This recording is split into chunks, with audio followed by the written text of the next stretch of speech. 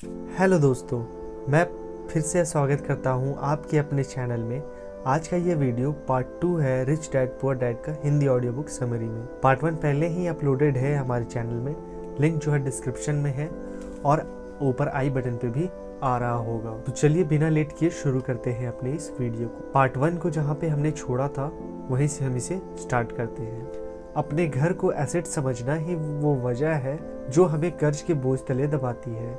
आज यही अधिकतर लोगों की सोच है। अगर सैलरी बड़ी है तो हम लोग सोचते हैं कि अगर वे बड़ा सा घर ले सकते हैं क्योंकि उन्हें ये अपने पैसे का सही इस्तेमाल लगता है। इसके बदले अगर वो वही पैसे सही जगह लगाए जाए तो उनकी ज़िंदगी हमेशा के लिए बदल सकती है। लेकिन ऐसा हो नहीं पाता क्योंकि उनका सारा वक्त हाड़ तोड़ मेहनत करने में चला जाता है। अपनी नौकरी को सेफ जोन समझकर वे उससे अलग कुछ सोच ही नहीं पाते और साथ ही उन पर कर्ज का इतना बोझ होता है कि वे नौकरी छोड़कर रिस्क ले ही नहीं सकते। अब जरा खुद से ये सवाल कीजिए कि आज आप नौकरी छोड़कर बैठ जाते हैं तो कितने दिन आपका गुजारा चलेगा। क्योंकि अगर आप फाइनेंशियली लिटरेट नहीं है, अगर आपने सारी उम्र सिर्फ सैलरी के भरोसे ही काटी है और एसेट्स के बदले अपने लायबिलिटीज ली है, तो यकीनन आपकी ज़िंदगी एक कड़ी चुनौती है। सिर्फ नेटवर्थ के भरोसे आपका काम नहीं चल सकता। नेटवर्थ बताता है कि आपके पास वाकई में कितने पैसे हैं, चाहे वो एक गैराज में पड़ी पुरानी कार के रूप में ही क्यों ना हो। आप भले ही वो कार कुछ काम के नहीं हो। जबकि वेल्थ का मतलब है कि आपके पास जो पैसा है उससे आप कितने और पैसे कमा सकते हैं। जैसे मान लीजिए आपके पास कोई एसेट्स है जिससे हर महीने मुझे $3000 की कमाई हो रही है और हर महीने आपके $6 खर्चे हैं, तो सिर्फ आधे महीने ही आपका गुजारा कर पाऊंगा। तो सॉल्यूशन ये होगा कि अपने एसेट्स से मिलने वाले पैसे बढ़ा दे। जब वो $6000 मिलने लगेगा तो आप रातों रात अमीर नहीं हो जाएंगे। इस तरह आप वेल्दी होने लगेंगे। आप अगर अचानक नौकरी छोड़ देते हैं तो आपके एसेट्स सारा खर्च कवर कर लेंगे। आपकी वेल्थ तभी बन पाएगी जब आपके खर्चे और एसेट्स की ग्रोथ में कमी रहे। लेसन 3, अपने काम से काम रखें। दुनिया की सबसे बड़ी फूड चेन मैकडॉनल्ड के फाउंडर रिक रेक ने एक MBA की क्लास में एक स्पीच दी। ये 1947 की बात है। उनकी ये स्पीच बड़ी ही शानदार थी, लोगों को प्रेरित करने वाली। स्पीच के बाद जब MBA क्लास के छात्रों ने कुछ वक्त उनके साथ बिताने की गुजारिश की तो वे उनके साथ बियर पीने चले गए। बातों बातों में रिक रेक ने अचानक एक सवाल किया, क्या आप लोग जानते हैं कि मैं किस बिजनेस में हूँ? अब ये बातें तो सबको मालूम थी कि वे हैमबर्गर बेचते थे। इस बात पर वे हंसने लगे और बोले कि ये उनका असल बिजनेस नहीं है, उनका असल बिजनेस तो रियल एस्टेट का है। क्योंकि मैकडॉनल्ड के लिए हर लोकेशन का चुनाव सोच समझकर किया जाता है। जहां उनकी फ्रेंच फ्राइज बनाई जाती है वो जमीन के साथ ही बेची जाती है। तो इसका सीधा सा मतलब है कि मैकडॉनल्ड की फ्रेंचाइजी खरीदने वाले को वो जमीन भी खरीदनी पड़ती थी। तो इस तरह से ये एक रियल एस्टेट बिजनेस भी हुआ। यही सबक अमीर डैड ने रॉबर्ट को सिखाया कि अक्सर लोग खुद के लिए छोड़कर बाकी सब के लिए काम करते हैं। वे टैक्स पे करते हैं, गवर्नमेंट के लिए काम करते हैं, उस कंपनी के लिए काम करते हैं जहां वो नौकरी करते हैं, बैंक का मॉर्गेज देकर उनके लिए काम करते हैं। और ये सब इसलिए क्योंकि हमारा एजुकेशन सिस्टम यही है। स्कूल हमें एम्प्लॉय बनाना सिखाता है, ना कि एम्प्लॉयर। जो आप पढ़ते हैं वही आप बनते हैं। अगर आपने साइंस पढ़ी तो डॉक्टर, मैथमेटिक्स पढ़ी तो इंजीनियर, मतलब जो आपने पढ़ा वो आप बने। अब मुसीबत तो ये है कि इससे छात्रों को कोई भला नहीं हो पाता क्योंकि वे बिजनेस और नौकरी के बीच में फर्क में उलझ कर रह जाते हैं। जब कोई पूछता है कि आपका क्या बिजनेस है तो आपको ये नहीं बोलना चाहिए कि मैं एक डॉक्टर हूँ या एक बैंकर हूँ, क्योंकि वो आपका प्रोफेशन है, बिजनेस नहीं। कहने का मतलब है कि आप जो करते हैं उसे अपना बिजनेस बनाइए, नौकरी नहीं। अपनी सारी उम्र दूसरों के लिए काम करके उन्हें अमीर करने में बर्बाद ना करें, बल्कि खुद की जिंदगी को खुशहाल बनाने के लिए काम करें। बहुत से लोगों को इस बात की एहसास बड़ी देर से होता है कि उनका हाउस लोन उनकी जान ले रहा है और फिर उन्हें लगता है कि जिसे वे एसेट मानने की गलती कर रहे थे दरअसल कभी एसेट था ही नहीं। जैसे उन्होंने कार ली तो उनसे जुड़े तमाम खर्चे उनकी लायबिलिटीज बन गए। उन्हें पूरा करने के लिए नौकरी जरूरी है और अगर कभी वे सेफ जॉब उनके हाथों से निकल गई तो उनकी मुसीबत शुरुआत हो जाती है। इसलिए तो हम एसेट्स कॉलम पर इतना जोर दे रहे हैं, ना कि आपकी इनकम कॉलम पर। और फाइनेंशियली सिक्योर होने का यही एक सही तरीका है। आप कितने अमीर हैं ये जानने का सही तरीका नेटवर्थ इसलिए नहीं है क्योंकि जब भी आप अपने एसेट बेचते हैं तो उन पर भी टैक्स लगता है। आपको उतना पैसा नहीं मिलता जितना कि आप सोचते हैं। आपके बैलेंस शीट के हिसाब से आपको जितना भी पैसा मिलेगा उस पर भी आपको टैक्स देना पड़ेगा। जो आप कर रहे हैं उसे एकदम मत छोड़िए। ये किताब आपको कभी भी ये सलाह नहीं देगी। अपनी नौकरी करते रहिए पर साथ ही एसेट्स भी जमा कीजिए, और एसेट्स से मेरा मतलब है सही और असली मायने में एसेट्स। मैं ये नहीं कहूँगा आप कोई कार लीजिए, क्योंकि वे मेरी नज़र में एसेट्स नहीं है, क्योंकि जैसे ही आप उसे चलाना शुरू करते हैं वे अपनी 25% कीमत खो देते हैं। जितना हो सके खर्च में कटौती करें और लायबिलिटीज घटाएं। अब किस तरह से एसेट्स खरीदे जाने चाहिए यह हम आपको कुछ उदाहरण देते हैं। पहला उदाहरण, ऐसा बिजनेस जहां आपकी मौजूदगी जरूरी ना हो, जो दूसरे लोग आपके लिए आपके बिजनेस चलाएं, क्योंकि आप वहां ज्यादा वक्त देंगे तो बिजनेस नहीं वो नौकरी ही होगी। दूसरा उदाहरण, रियल एस्टेट में पैसा लगाएं। तीसरा उदाहरण, स्टॉक और बॉन्ड खरीदें। जब एसेट्स खरीदे तो अपनी पसंद की चीजें पर पैसे लगाएं, क्योंकि आपका मन होगा तभी आप उसमें ध्यान दे पाएंगे। अगर उसके आपकी रुचि होगी तो आप उसे बेहतर समझ पाएंगे। रॉबर्ट को रियल एस्टेट और स्टॉक में रुचि थी, खासकर छोटी कंपनियों में इन्वेस्ट करना। अपने अमीर डैड की सलाह पर उन्होंने अपनी नौकरी कभी नहीं छोड़ी।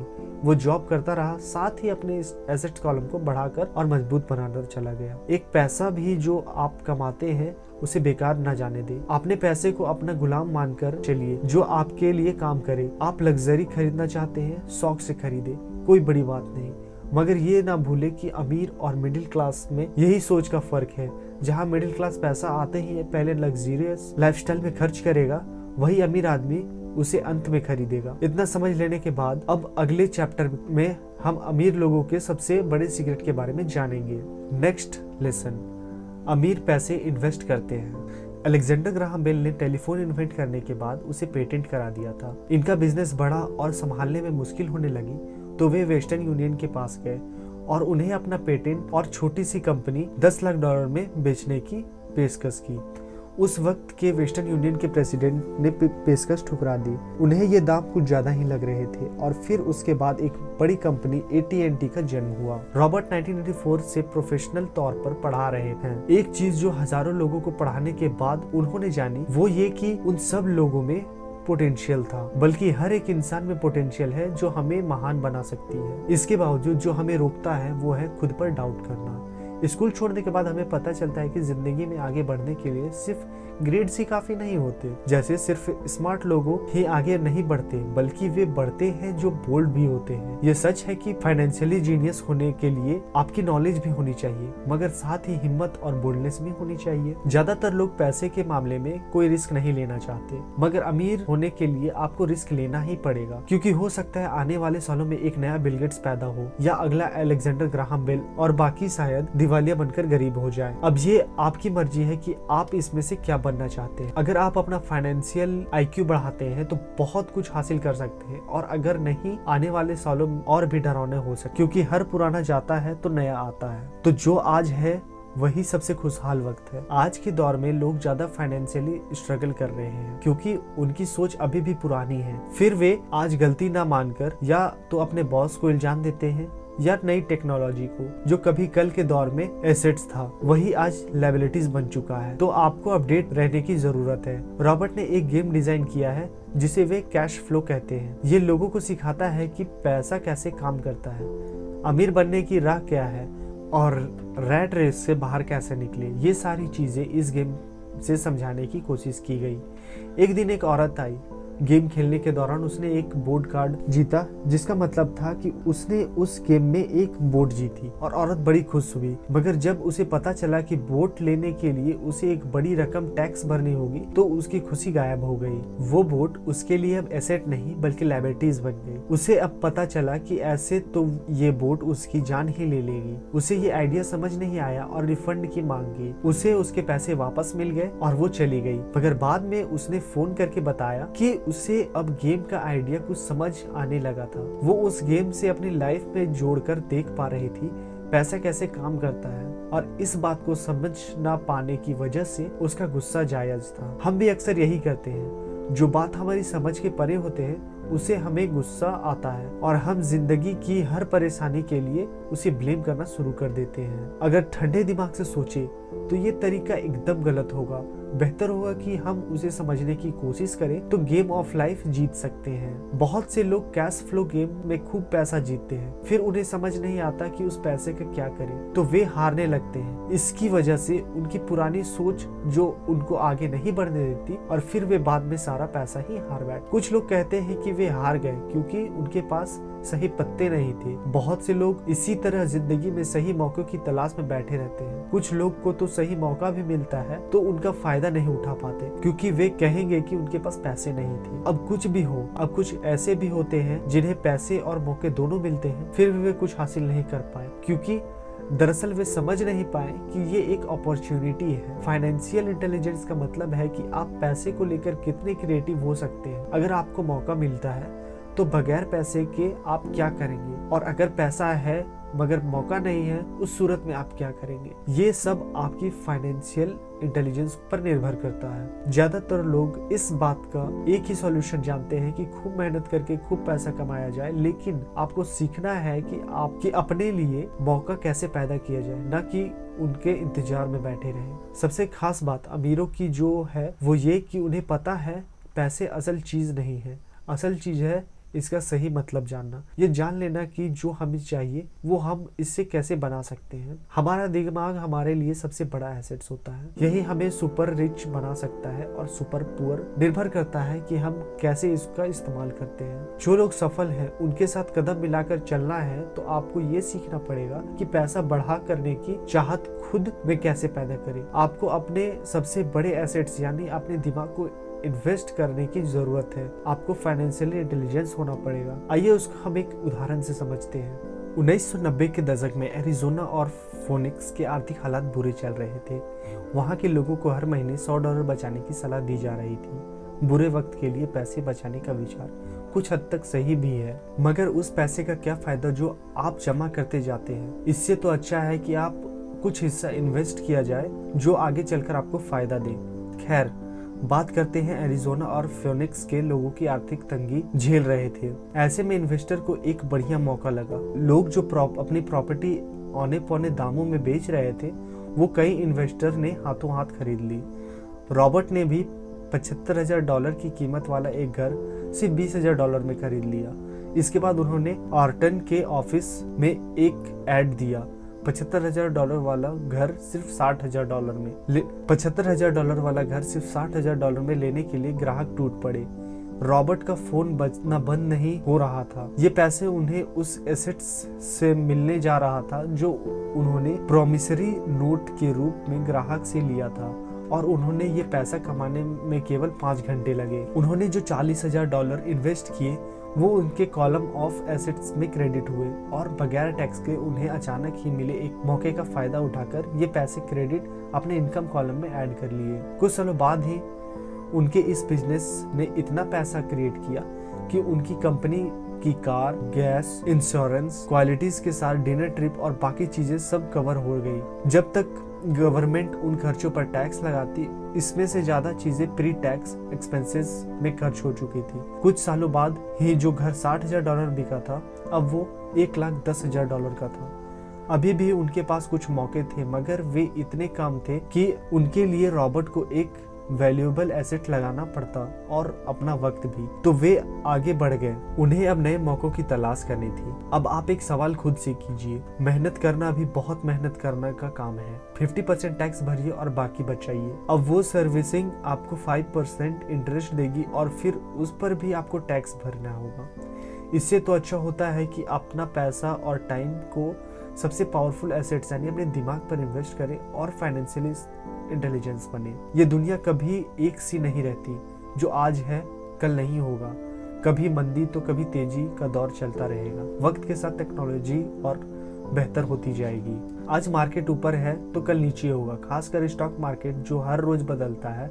मगर इससे आपको क्या फर्क पड़ेगा अगर आप फाइनेंशियली इंटेलिजेंस है तो, क्योंकि आप तो हर हालत के लिए तैयार रहेंगे। आपको जिंदगी में बेशुमार मौके मिलेंगे जहां आप अपनी फाइनेंशियल इंटेलिजेंस का फायदा उठा सकते हैं। जरूरत है तो बस उन मौकों को लपकने की।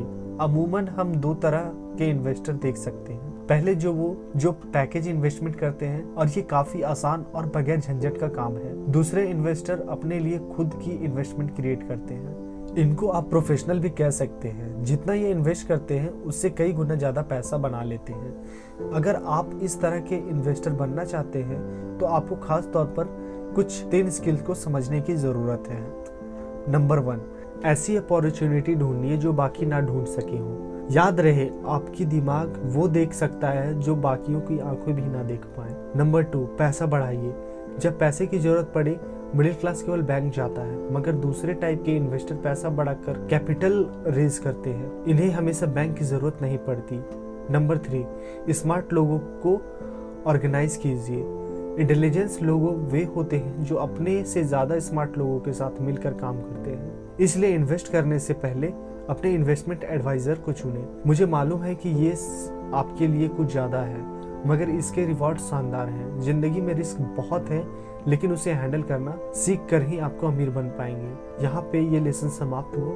अब हम चलते हैं नेक्स्ट लेसन में। सीखने के लिए काम करें, पैसे के लिए नहीं। एक बार एक जर्नलिस्ट ने रॉबर्ट का इंटरव्यू लिया था। रॉबर्ट उसके आर्टिकल पहले ही पढ़ चुके थे और उस जर्नलिस्ट ने लिखने के स्टाइल से बेहतर प्रभावित थे। इंटरव्यू जब पूरा हुआ तो उस जर्नलिस्ट ने रॉबर्ट को बताया कि वो एक मशहूर लेखिका बनकर उनकी ही तरह एक दिन फेमस होना चाहती है। रॉबर्ट ने उससे पूछा, तो ऐसा क्या है जो उसे मशहूर होने को रोक रहा है? इस सवाल के जवाब में उस जर्नलिस्ट ने कहा, उनकी जॉब आगे नहीं बढ़ा पा रही। इस पर रॉबर्ट ने सुझाव दिया कि उस जर्नलिस्ट को कोई सेल्स क्लास ज्वाइन कर लेनी चाहिए। जर्नलिस्ट ने बताया कि उसकी एक दोस्त उन्हें पहले ही ऑफर दे चुकी है, मगर उन्हें ये छोटा काम लगता है। वे ये भूल गई थी कि रॉबर्ट खुद भी सेल्स स्कूल चला रहे थे। इस बात पर पॉइंट है कि अगर आपके पास कोई टैलेंट है जिनके दम पर आप कुछ पैसा कमाना चाहते हैं, तो अपना टैलेंट काफ़ी नहीं होगा, क्योंकि उस टैलेंट को कैसे बुनाया जाए, जब तक आप ये बात नहीं जानते, आपका टैलेंट यूं ही बेकार है। जब तक आप उसे लोगों के सामने पेश करने का हुनर नहीं सीख जाते, आप कुछ भी कमा नहीं सकते। तो बेचने की कला सीखने में कोई शर्म की बात नहीं है। किसी भी सेल्समैन को इसके लिए शर्मिंदा नहीं होना चाहिए। एक जो सबसे बड़ा फर्क अमीर डैड और गरीब डैड के बीच था, वो ये कि गरीब डैड हमेशा नौकरी की चिंता करते थे और जॉब हमेशा सिक्योर रहे इसके ध्यान में वो रहते थे, क्योंकि एक सेफ जॉब भी उनके लिए सब कुछ था। जबकि अमीर डैड हमेशा सिर्फ और सिर्फ कुछ सिखाने पर जोर देते थे। अमीर बनने के लिए आपको बहुत कुछ सीखना पड़ेगा। इसके अलग पहलू को देखें तो स्कूल हमें रिवॉर्ड करते हैं कि किसी एक ही खास चीज में महारत के लिए। इसका एक उदाहरण देखिए, जब डॉक्टर मास्टर की डिग्री लेते हैं, उसके बाद किसी एक स्पेशल फील्ड में डॉक्टरेट करते हैं, जैसे कि पीडियाट्रिक्स या कुछ और। मतलब एक छोटे से विषय पर उन्हें बहुत पढ़ना पड़ता है उस फील्ड में महारत के लिए, और यही उनका रिवॉर्ड होता है। ऐसे ही बहुत कुछ जानने के लिए जो थोड़ा बहुत आप सीख जाते हैं, वो नॉलेज तभी आएगी जब आप अलग अलग कंपनियों के लिए काम करेंगे, दुनिया की अलग अलग चीज़ें को जानेंगे, चीज़ें कैसे काम करती हैं, ये सभी बातें अनुभव करेंगे, तभी आपकी नॉलेज बढ़ेगी।